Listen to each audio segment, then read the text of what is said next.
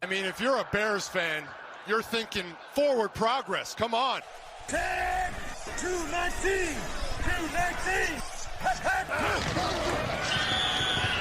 Forward Progress, a Chicago Bears podcast with Dan Bernstein and Matt Abaticola on 312 Sports. We've got one more Forward Progress before the post-game Bears-Packers Forward Progress. So the next time this show convenes, I have a feeling we're either going to be really excited or really dismayed because it's already building. This is all starting to build up to something, and it's worth it for the first time. Bears-Packers, round one, 325 Sunday, and we're here to talk about it today on Forward Progress, a Chicago Bears podcast here on 312 Sports. Bernstein and Abaticola. Why is Micah Parsons being weird? I don't know, Dan, but I'm telling you, the more national stuff I see, the more I hear from up north. I'm just getting super irritated. I'm like ready for this game to happen.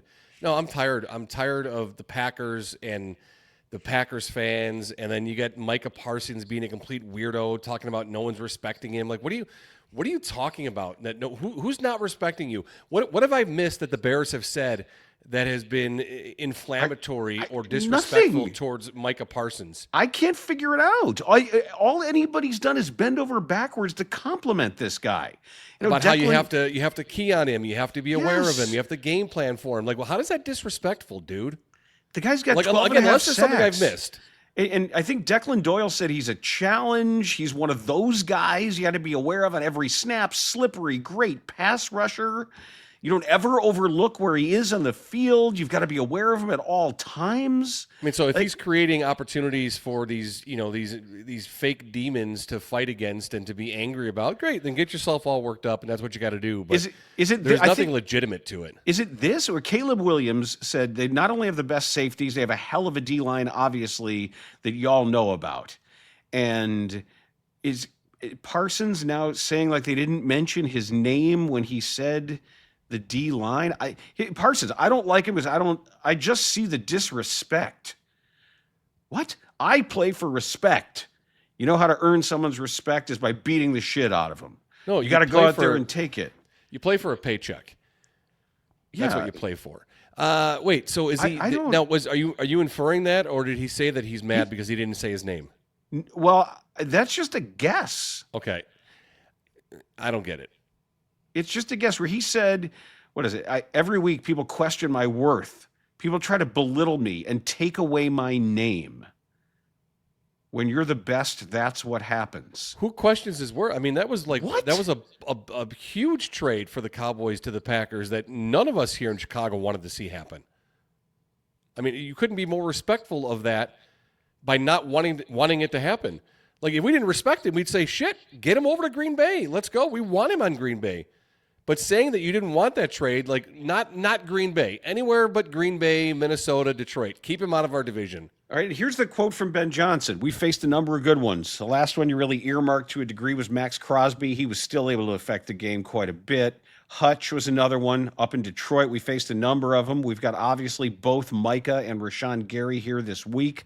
Yeah, he forgot about T.J. Watt, too. Yeah, but still, like, is Parsons mad that he just was included in a list of other great pass rushers and he wasn't placed in a tier? Like, what are we doing? I don't know. I don't get it. But, whatever. He wants to have that battle. He can have that battle. With whom? With the imaginary people. Seriously, he has the disrespectful Bears or Bears fans or somebody just... Who knows? I mean, maybe he reads social media comments and people are bothering him. Who knows? I couldn't tell you. But I just wanted to make sure I didn't miss something from Caleb or from Ben Johnson or from Declan Doyle or Dennis Allen, or any one of the Bears receivers or running backs or offensive linemen. It came out of nowhere. Did Drew Dahlman say something disrespectful about... did it somebody's kid or somebody's Jonah wife? Jackson say something? Right.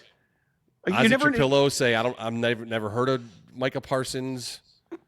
Nahshon Wright say, yeah, I'm not afraid of him. I can block him with one hand. I don't like. What did I miss? I don't know. I don't know. That was my first thought was, I guess I missed something. Oh boy. And when I saw Parsons say what he said, I'm scouring everything looking for what I missed. Where did this come from? What has been construed as disrespectful? And why do you, and I didn't find anything. What's going on between LaFleur and Ben Johnson? Like, what is LaFleur seriously upset about what Ben Johnson said at the press conference, or I like beating LaFleur a couple times. I mean, is he really upset? Is he playing a part of the bit? Is it just two guys who maybe know each other more than I think they know each other and are just having fun back and forth? That's why I asked Courtney Cronin about it yesterday. I guess there's just no good answer for any of this stuff. At least, when it was Ditka and Forrest Gregg, it was out there in front of you. They hated each other. Right, and they said legitimately. It, and they talked about it. Yes. And they'd MF each other across the sidelines during games, and they wouldn't shake each other's hand, and that was, at least you knew that was real. I don't know. I don't know. Micah Parsons is hearing some stuff from whatever is living in his bedroom closet that is sneaking out at night and whispering to him. Okay. Yeah, I don't get. I mean, if you want to talk about disrespect, I mean, I think the Bears, and they're not playing into this because they don't care, and Ben Johnson is about one game at a time. But if they're not being respected at all, I mean, if you look at it, it's still, they've beaten bad quarterbacks, they've beaten bad teams, but they just went and kicked the shit out of Philadelphia in Philadelphia on a short week of rest and a short week of preparation. They manhandled the defending champions. It wasn't a game that they won by one play or there was one bad call or one missed assignment. They beat them from start to finish on the road. They beat Vic Fangio. Yeah. And if anyone thinks that the Bears can't go to Lambeau and do the same goddamn thing, then I don't know what you're watching this year. I just don't get it. They can. It doesn't mean they will, but they certainly it doesn't. They certainly can. And the other thing too and even from the Bears side of it, that why would the Bears be all muscly right now? Because the Packers have kicked the shit out of them. Yes.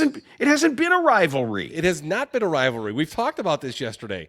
It has not been a rivalry. It's about two teams that are really old that play each other a lot. That's really what it's been. What was Aaron Rodgers, like 25-5 or 25-4? It wasn't a rivalry. It hasn't been a rivalry. We're setting itself up that maybe it will be a rivalry now. They split last year. The Bears win the last game of the season on the road at Lambeau. Now here you have 2 games in 3 weeks with the division on the line.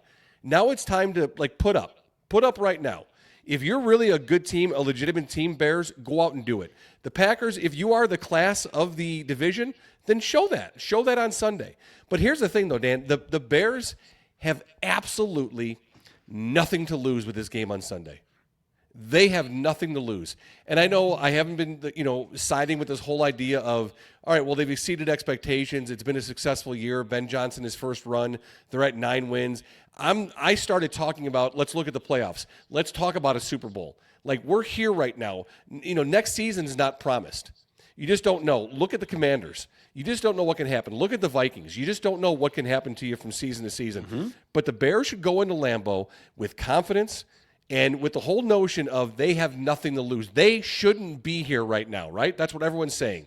They shouldn't be on top of the NFC North. They shouldn't be the number 1 seed in the NFC. It's all house money. Go out there, play your damn game, have fun, let the game plan dictate how Ben Johnson calls the plays, how Dennis Allen lines up his players, who he uses for different assignments, different packages. Go out there and play some football. Have fun with it. And you know what? Along the way, beat the Packers. How fun would that be, right? And I know that we're going to get into how they're going to actually do that. And I do think that what sets up as far as the way the Packers and is it Jeff Hafley? I always get it confused. Yeah, Hafley, correct? Okay, Heffley is the name from Diary of a Wimpy Kid, right? Is his name Greg? Is it Heffley or Helfley? I don't know. I think that's the name from Diary of a Wimpy Kid, but I'm thinking way back to when Jason was much younger and read some of that stuff.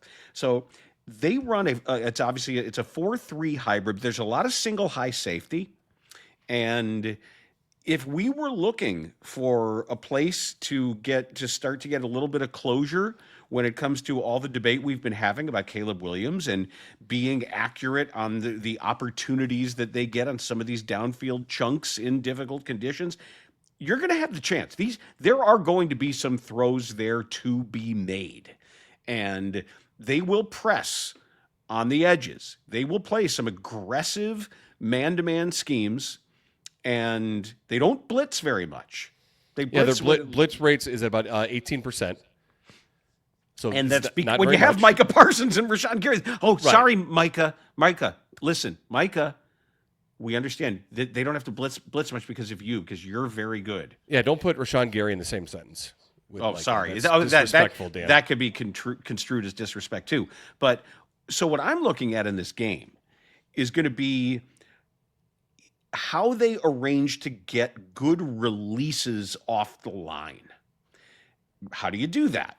Well, you can use bunches, you can use stacks. You can make it difficult to find that third guy in who's coming off the slot or someone in motion who ends up in the back of a group. And when they break out of that grouping, designed to get a guy an unjammed release. There's also switch releases. I'm seeing a ton of that going on against man defenses, of watching guys do a very quick exchange in their get off to force a decision in a man defense. There's going to be all of that. And Ben Johnson's going to have an opportunity to show off some of this stuff. But also what I hope is that Johnson doesn't fall into a very, very common trap that a lot of play callers get into. And that is, you can call it abandoning the run or getting pass happy. Do not do that. I want him to have somebody, we've talked about this, have somebody, it might be a quality control guy, just who can mention at the end of a quarter or at the end of X number of drives or X number of plays, once you're done with the scripted stuff, to say, hey, it's been a while since you run the ball. Just make sure you're pounding with the run. You do it well. And yes, there's going to be play action chances. There's going to be all sorts of counters, and you're going to have to make those plays. But do not get discouraged if you feel like you're running into a wall in a little bit of time. Keep pounding away, because that you can take the starch out of a defense, and it might not pay dividends until your penultimate drive or your final drive. Yeah, I'm looking forward to seeing how they actually game plan to utilize some run plays at Micah Parsons, to utilize the fact that the middle of the defensive line for the Packers, with Devontae Wyatt being out and a couple rookies in there having opportunities with very limited snaps throughout this year to kind of fill that hole, fill that void. Take advantage of that. Take advantage of that and run the football. Now, Ben Johnson even said that he probably should have run more, got away from the run against Philadelphia more than he probably should have, looking back on it, and passed more even in opportunities with the weather that it wasn't really a great time to pass the ball. So I hope there's a focus on it, because I think they can run the football down the Packers' throat.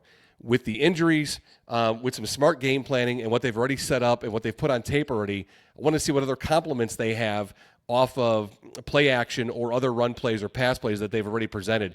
The Packers, as I said, we've already said that they blitz. They're light on the blitz at 18%. They're also very light on having a heavy box. They are in sub-package about 60% of the time as well, too. So there are going to be opportunities for this offensive line, which has been eating, to eat this Sunday against Green Bay and take advantage of that, and I hope they do. I really hope they do. I would love to see them run the football, and then attack with Caleb in really prime opportunities for him to be successful. And watching how they use some man beaters when it comes to the play calling. We've seen a lot of stuff that are really successful against zone. We saw the flood concept that allowed for the Cole Kmet touchdown pass in the last game. They're going to have to buy time. We know that Caleb Williams can buy himself time if need be to get people vertical, certainly against zones. But if they're going against man and there's some of these picks and some of these rubs and mesh concepts with a lot of crossers, what do we learn from Tim Jenkins when he was talking about samurai and machete? Machete, yep. And understanding that concept of the deep crosses, that they're going to be there. that these throws, they got to know how to sell it. And I think Kmet has been pretty good at this, especially as important as he is as the wide tight end in being the guy that gets in the way. Just don't get called for OPI. Was it Pickens last night that we were watching did a terrible job of trying to make it look like you're getting into a pattern when there's always picks that go on. You just have to not give an official a reason to that it looks obvious that you're not trying to get out in a pattern. But we haven't seen a lot of that tested, but we're going to. I misspoke too earlier. The Packers are at about in a sub package about 68% of the time, so almost 70% of the time. So there are going to be those opportunities to run with a light box, with a sub package. You got the dimes or the nickels out there. You're going to be able to run that football, and I hope they take advantage of that. I want Caleb to be at his best for this game, to be able to take advantage of those opportunities that are presented through the passing game off of what they develop through the run game here this Sunday. I really want them to take advantage of that weakened defensive line for the Packers by running the football just right down the middle of the field. Well, I also think, too, that in their base defense, some designed quarterback run opportunities are going to be there for them. Just numbers-wise. That if everybody is distributed across the field in the way that I picture when you describe it, that you'll have an advantage. And especially if you're bringing somebody around with some of the counter actions that they can run. And hell, we don't even know what's still unleashed. We're still waiting to be unleashed in the playbook. Right. I like to think that Ben Johnson is feeling now, okay, all right, we've been waiting on this. It's time for this. We've been waiting on that. It's time for that. Stuff they've been practicing and stuff that will make it onto the sheet for this game that hasn't in the past. Let's get it. Yeah, no, I'm looking forward to seeing what happens, how it develops. That play last night, there was, since you brought it up, it was in my brain. There was a pass interference call in the red zone against the Cowboys. One of the receivers, might have been Pickens, against your guy, anal zone, which was I didn't think was not offensive pass interference at all. That was a bad call. He did a swim. He did a swim move to get inside. Call. That was an awful call. It was absolutely awful call. Yeah, Sean Hockley was making that the Sean Hockley show last night. Yeah, that should have been the Cowboys' ball at the 1 yard line or whatever they do when it's in the end zone like that. He had his mic on the whole game. It was like having an extra person in the booth. But he doesn't cut quite the figure. I thought it was weird. He was doing play-by-play at one point. It's what it sounded like. Yeah. I mean, he was being very officious. And there goes Gibbs down the sideline. Like, turn your mic off, Sean. Turn the mic off. God, Gibbs is unbelievable, by the way. Yeah, he is. He's amazing. Although, did you see his spin move for no reason? I loved it.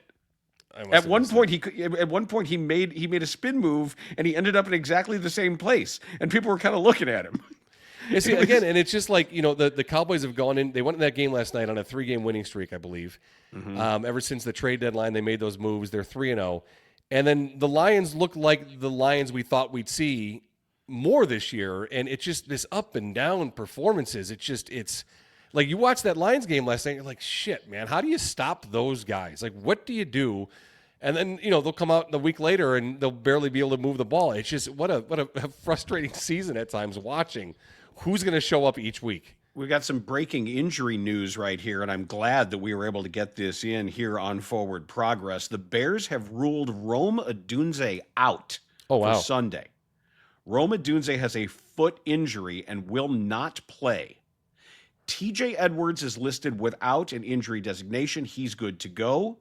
Tyreek Stevenson is out with a hip injury. And Ruben Hippolyte II is out with a shoulder injury. But the big news there, Edwards is back. That's good. Rome Odunze out. That's bad. So that's going to mean more Olamide Zaccheaus. Yep. And I would prefer that we see more 12 personnel. More of one running back, 2 tight ends, and just the 2 wideouts then in Burden and DJ Moore. Yeah, no, I'm down with that. And they started the game last week in the Eagles in that 12 personnel with both Colston and Cole on the field. So yeah, let's do that. Let's run that. Wow. Yeah, that's not something you wanted to hear. So more here. No injury designation, like as I mentioned, for Edwards. Noah Sewell no injury. That same goes for Dominique Robinson, Andrew Billings, Kyle Monungai, or Jalen Johnson. So those three names, Odunze, Stevenson, and Hippolyte, all out. So Sewell's in, Dom Rob's in. Yep. Okay. I don't know what a difference that makes. And Billings he's all good to go to run? To sprint? Yes. My guy, I hope man. so. Okay. Sub And you know 540. what? I don't know if it was because of the foot injury, but I mean, Odunze's impact has certainly been lessened since the start of the season. Since he came out gangbusters in like the first 5 games. Well, yeah, I think he had 5 touchdowns right away. And then was it 2 weeks ago after his dad complained, or 3 weeks ago, then he had like the 10 lots of targets, didn't he? Wasn't it that following game after all the social media stuff with his dad? And then since then, it's been very, very limited, very light. Still being impactful on the run game, blocking downfield, obviously. But, yeah, I think it was two games ago he had all those targets after his dad said that his son doesn't get enough looks. So, but since then, yeah, he has been limited as far as the pass game is concerned. Well, that's certainly fascinating, and it's going to change the way this team attacks some things. But my hope is that this will be either the Luther Burden game in the history of the Packers rivalry, or the Colston Loveland game, or maybe DJ Moore steps up to the plate. Be nice. Has himself a game. It would be nice. Speaking of having himself a game, there was a guy that had himself a month. Yeah, how about it? I think the NFL office has heard. They must listen to the show, as you've been pining for Nahshon Wright to get a game ball. He finally gets a game ball and an apology from Ben Johnson for not doing it sooner. And then Nahshon Wright is named the NFC Defensive Player for the month of November. So congratulations to Nahshon Wright. I was very happy to hear that when that was announced. It's a big deal for him, for a guy who signed a prove-it deal, an afterthought deal. Yes. Nobody knew who he was. And we were kind of making fun during camp. Oh, Nahshon Wright's making plays out there. Like, oh, yeah, like Zach Bowman used to. Here's another series of reports about some Chicago Bear who's going to end up on another team having a great training camp. And I'll be damned. Maybe it does say that we're in a little bit of a different era when somebody like that becomes not just a viable player, but a likely Pro Bowler. Right, and a key part to their success here this year. And remember, just go back to the very first game, that Monday Night Vikings game. We were texting, like, I would throw at that guy's side every time. Throw it Nahshon Wright, Nahshon Wright. And then what's he do? He picked one off and he ran it back to the house for a long pick six. And he's like, all right, you think that's how I'm going to play this year? This is what I'm going to do for you. I'm going to pick it off. I'm going to take it back, and I'm going to keep getting turnovers and interceptions this entire season. So I'm really happy for him. And I think his success story also, it sets up the coaching staff and the scouting staff too. If you're an agent, if you're a free agent, and you look at the team and say, will I get a fair shot there? What I love about what this Ben Johnson coach team has done is, whether it's Theo Benedict or Nahshon Wright or whoever else it's been, they're not worried about where you started or why. If you're on the roster and you are there and healthy and playing, you've got a shot to prove yourself. And you're going to get any number of chances that when you really are running a meritocracy, and you don't have these sort of accusations of favoritism or being someone's guy or not someone's guy, and if somebody already isn't have a reputationally invested in you, it sells your program really well. To say, when we say we want the best football player, or we want a competition at a position, to prove it like that in that regard, it's great advertising. No, it absolutely is, and I think it's really shows from everything Ben Johnson has talked about. When we heard him with the media talking about how our guys they're not practicing hard enough during the week. Who's going to work during the week to get themselves into the game plan? Remember, that goes back to week 3, and that was a question about Luther and about Colston, and then he turned that into a whole statement about the entire team, that who's going to work hard, who's going to practice hard to get themselves into the game plan this week. And that shows that if you, regardless of your pedigree, where you came from, what your resume says. If you're on this roster, if the general manager puts you on this roster, you have a contract, you're there each week to practice and show yourself able to play on Sundays, you're going to have that opportunity. I think it's great, and it really shows that not only about Ben Johnson and how he's running the organization, but also the coaching staff he has in place. What these guys are doing to coach guys up week after week. And we're seeing it on the defensive side with the injuries, and reserves come in and reserves of reserves come in and make plays. So it's a hell of a coaching job from top to bottom for the Chicago Bears this season. I know George McCaskey gave his rookie presentation this week regarding the Packers rivalry. Well, why we hate the Packers. Well, to be clear, apparently there is a rookie symposium of some kind, or a rookie edification meeting every week. It just so happens that the guest speaker I didn't know that for Packer Week, this is when you as a Bears rookie learn a bit about the history. And I don't think George goes in there and with face paint on, or brings Don Wachter with him dressed I like as to think that he Bearman does, though. and says, well, you have to win no matter what. I don't think they do that, but I do think that there should be a historical understanding of the feet, the footsteps in which you're walking. And the truth is, whether we like it or not, or whether we make fun of the idea of this or not, that your name does get remembered as a Bear when you do stuff against the Packers. For better or for worse. Chris Conte, his name is gonna live.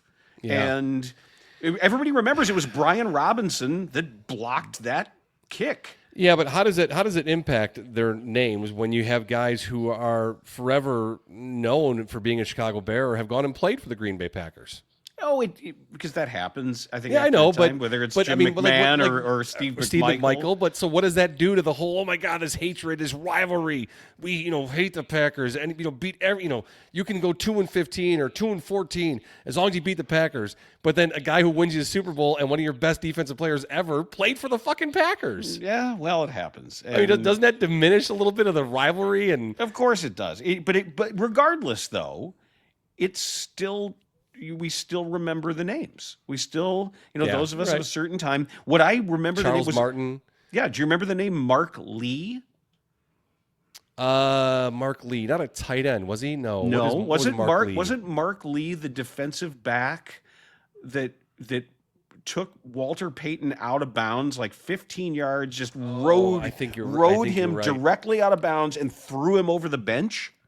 Yeah, I think you're right. Why would I remember the name Mark Lee? Or was it, with the wide receiver, Philip Epps, who scored an impossible touchdown over Bears cornerback Terry Schmidt? Some of these things are seared into memory because it's this game. And wasn't it the Magic Man that crossed the it was an illegal pass? He crossed the line of scrimmage and the refs didn't call it? Yeah, he did. Although what we're learning about that call and that damn safety call last night. It was Mark Lee. Yep. Mark Lee. Mark Lee was the guy that... Watch that play again, by the way, and imagine that happening now. And seriously, watch that whole play and tell me that wouldn't be a week of conversation. A full week of conversation. Nationally. That would be a national conversation about. Oh, that imagine play. if Charles Martin play happened right now. Oh my God! Yeah, imagine are you kidding? if someone did that to Caleb Williams? Patrick Mahomes, right? And then crossed off the guy's uniform number that he had on a hit list written on a towel on his waist. Oh my God! Seriously, that happened. Yep. Crazy. And it ruined his career. Yeah. Oh, yeah. That means his arm was never the same. That ruined Jim McMahon's career. And remember that he had the shoulder and he had it operated on eventually. He never could throw the same. Whatever happened to Martin for that season? I can try to look it up, but like the fact that if he ever played again, that's just insane to me. Yeah, somebody should show that. Easily Seriously, the dirtiest play. You know what? Actually, now that I think about it, somebody should sit Micah Parsons down and say, listen, you want to see disrespect and bad blood? You want to see what it looks like, weirdo? where you have to find things and pull these little threads out of the ether so you can infer some degree of disrespect. They used to actually wear the disrespect literally written on them. Oh, like I that's remember, what disrespect looks like. I remember hearing, Doug talk about what would happen at the bottom of piles during Packers week. Mm-hmm. Like guys biting each other and grabbing their balls. Like you're at the bottom of a pile, and like the shit that's happening there shouldn't be happening. Grabbing their own balls or grabbing grabbing their own balls and being like, look at I'm grabbing my own balls. What do you think of that? Why are you doing that at the bottom of the pile? I don't know. Well, I'm laying on top of you, so it's like, I don't know. My wife gets mad when I do it at home. I figure I might as well do it at work. Get off of me while you're doing that. But I mean, the stuff that he would talk about, it's just, you want to talk about disrespectful and not playing within the confines of the game. That's what you're talking about. Yeah, but watch that hit, Charles Martin on Jim McMahon. And if you're too young to know what it is, several seconds after the ball was released, the play was over and dead. Martin grabbed him and body slammed into the turf. The stories they used to destroyed tell, his arm. The stories used to tell about Ray Nitschke. I remember being a reporter when the afternoon show, I think, was doing a Friday Bears-Packers preview at Lambeau in a bar. And I was up there early to be part of that show and do a bunch of reporting. And oh God, I'm trying to remember. It's all a blur to me. But Ray Nitschke was at this bar. Oh, boy. And it was before he was going to do his little. But that's Ray Nitschke. So was this Terry and Nemanja? I think so. Or it might have been. Or was it the? It might have been the Sunday. The, it might have been the Sunday pregame, but McNeil was there as part of the Sunday pregame show. I don't remember exactly what it was. I think McNeil was there, and Ray Nitschke is there, and I was talking to him before he went up. We were like in a commercial, and like he was still kind of scary. Like he was an old guy, so this is 95 or 96, but that's still Ray Nitschke. Yeah. And that's an old man, and I'm looking at him like he's some sort of fairy tale ogre. Like, oh, really? Like, should I go near him? I don't want to look at him funny, because he's going to do it. But he, he leaned into it and he played it. And he was certainly a gruffer, tougher actual dude off the field than a guy like Buffon or some of these other guys that could completely turn off the switch. I think he had access to the Neanderthal gene where it would blur a little bit easier than some others. Well, I don't think he really had access to it. Like Doug had access to it, so he could use it. He could turn it off. He could get into it. He was smart Hulk. Yes. Yes.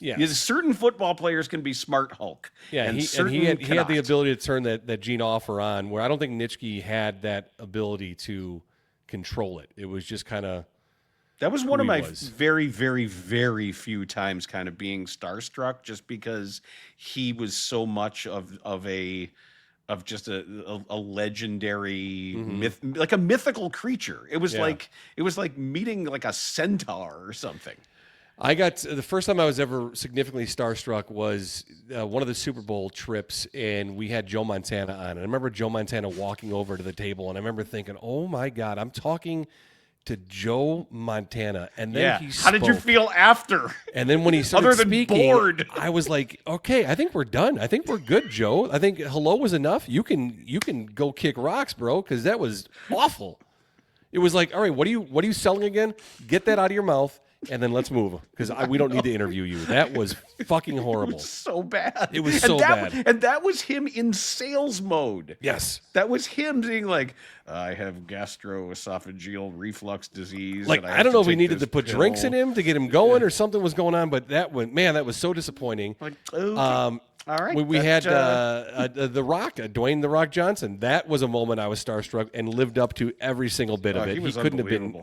He was great. He was awesome. I know. And then he kept thanking everybody, over thanking people and giving everybody hugs. Yeah, the handshake hug thing I got, I remember I was like, oh my God, I just got hugged by The Rock. Yeah. That was it. Phil Jackson also I was starstruck with Phil Jackson. That was that was cool. But like the Bears-Packers stuff, when it was and what's weird is one of the great Bears-Packers memories, and I don't know why we're sort of getting into this, right? But why not, right? You're already hanging out, and it's cold outside. So the last game in 1983, when they finished 8-8, and Bob Thomas kicks the field goal to win it, and the season ended, and it was very cold. It was incredibly cold, and we're all sitting there, and the Bears won, and they were 8-8, and we're like, that was a pretty good year. That wasn't terrible, and it wasn't just like, they beat the Packers, but the feeling was, all right, this could be something. And it carried over through the offseason, and then 84 happened, which in some ways, please don't misconstrue this, in some ways was more thrilling in 84 than 85 even. Because 85 just seemed fait accompli from jump. Yeah. And was. 84 didn't. 84 was the year of, this is a thing. That was the year when the Raiders game, that's still my favorite game that I've ever been to, my favorite sporting event I think I've ever been to. And I've been to Bulls championship games, and I've been to World Series game 7s, but the Bears Raiders 17-6 massacre, the physical, that was like being at the Roman Coliseum. Just watching what was being done, and bones breaking, and Jim McMahon got his kidney lacerated, and every quarterback on the Raiders got a concussion, and that's when Ray Guy was hiding because he didn't want to go in the game as the emergency quarterback, and that's when you knew, like, ooh boy, this team might be really good. Yeah, so obviously the Super Bowl game was that for me was like but it wasn't a.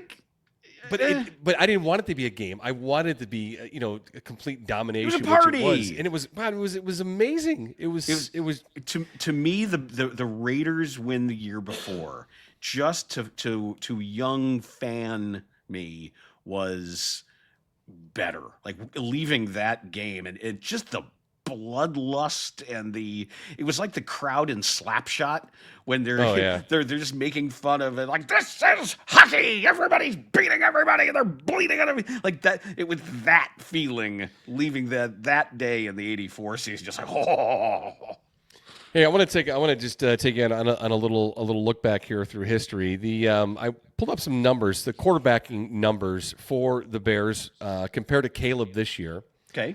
Through 12 games, and I looked at the 2006-2007 season when the Bears went to the Super Bowl, lost to Peyton Manning and the Colts. Your quarterback was Rex Grossman. Mm-hmm. And then the 85 season, so 85-86, that is a season for quarterbacking that features Jim McMahon, Steve Fuller, who came in and finished a couple games, started a couple games, and actually Mike Tomczak got some actual throws too before the season ended in 85. So just looking at quarterbacking numbers for all three. Through 12 games, the Bears currently right now are 9-3. Rex Grossman's season, they were 10-2. And, of course, the Bears were 12-0 at that point in the year. Caleb Williams is currently at 58.1% on the season. Rex Grossman through 12 games was 54.2%. And McMahon-Fuller, the McMahon-Fuller combo were 57%. Okay, so Caleb's the highest. All right. If you look at yards. Caleb Williams, 27-22. Okay. Rex Grossman, 24-24. And 85 duo of McMahon and Fuller, 24-37. So Caleb with more yards. Okay. Yards per completion. Caleb Williams, 11.8. Rex Grossman, slightly higher at 12.2. And the 85 team slightly higher at 13.5. The only thing that Caleb is lower than right now, but just a bit. Yards per game, Caleb at 226, Rex was 202, 85 they were 203. Okay. Let's look at touchdowns. Caleb currently at 17 touchdowns. Rex had thrown 18 through 12 games, and McMahon and Fuller had thrown 13. Do you know how many touchdowns they threw that entire season? Bears quarterbacks? Regular season, 16 games. In 16 games, the Bears quarterbacks threw 20. 17. Really? Yes. 17. That's it? That's it. 17 total touchdowns thrown. God, how many touchdowns a defense score, though? Caleb Williams, 5 interceptions right now. Rex Grossman, through 12 games, had thrown 17 interceptions. And the 85 team threw 9 interceptions. Caleb has been sacked 19 times. Rex Grossman 14 times through 12, and then 85, 19 sacks. So the same as Caleb right there. The point differential for the Bears right now through 12 games, +6. Okay. And I know there's been a lot of talk of that. Yep. But I want to just take a look at two current teams that are leading their division. Wait, right no, now. but let's do +6. What was the 06 team? Okay. The 06 team, they were at this point +168. And the 85 team Was +258.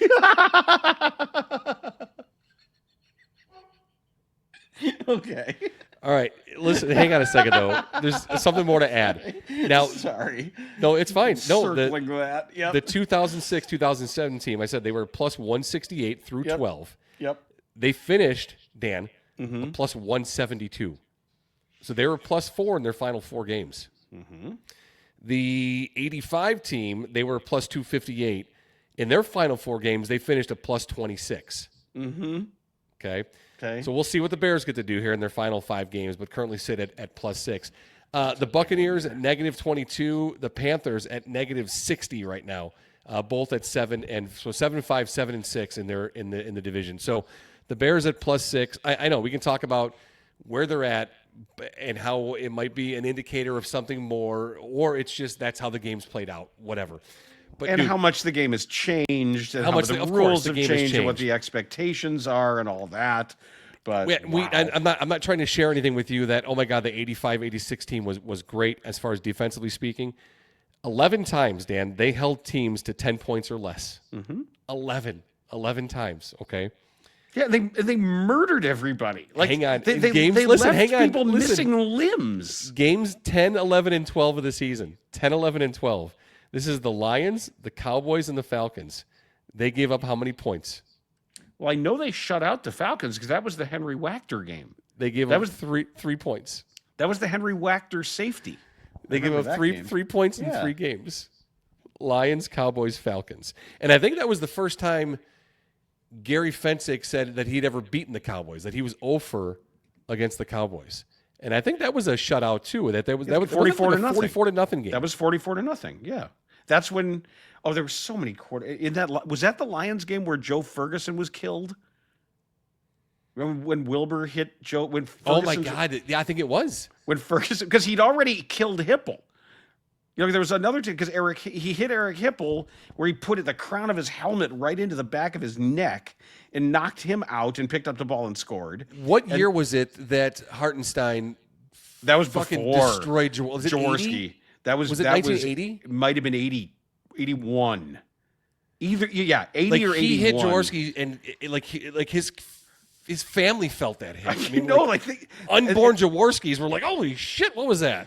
and members of unborn Jaworskis. But One of my favorite but they grunge bands of all time. Punk. Oh, hardcore thrash. Oh, are they? Okay, But, my bad. Yeah, That's how but much I love them. No, they had to like medevac him out of there, right? I mean, it was No, it was like the early 80s, they just dragged you off to the side, didn't they? They kept playing. Yeah, they get. What did McMahon say? Tape a couple of aspirin to your helmet and give you the smelling salt. But then Ferguson was rolling right, and Wilbur Marshall was moving at 100 miles an hour. Ferguson throws the ball, and there's a good half a second before Wilbur again, crown of the helmet, directly onto his chin, and he was out cold before he hit the ground. Oh yeah, he's falling Dead, out, gone, deceased.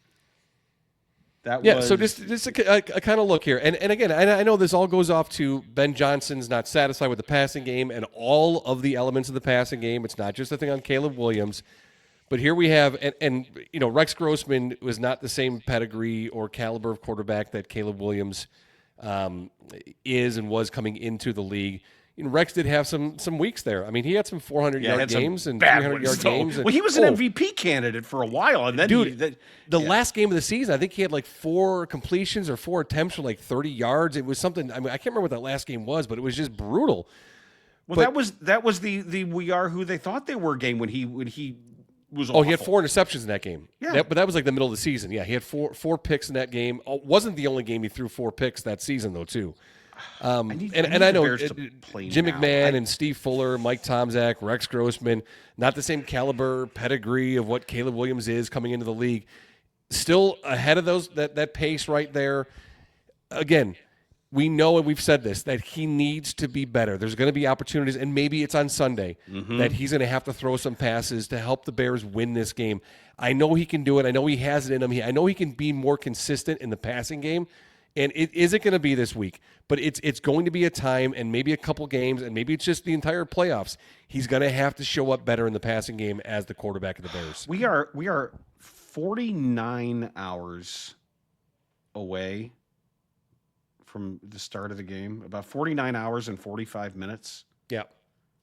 I don't know what I'm going to do for the next 49 hours and 45 I know. minutes. I'm just ready for it to be here. This is killing me. I just thought that was a fun little look to see where Caleb is at right now and where the Bears, the only other, because it's not like we can go back and have to filter through so many opportunities they played for a Super Bowl. There's only the two in the Super Bowl era. So he's ahead of pace in a lot of different areas. So thank you for doing that. I'm glad you did that. But this is going to be the longest 49 hours and 45 minutes. This is worse than waiting for your SAT results or college applications and stuff. This is going to be a long couple of days.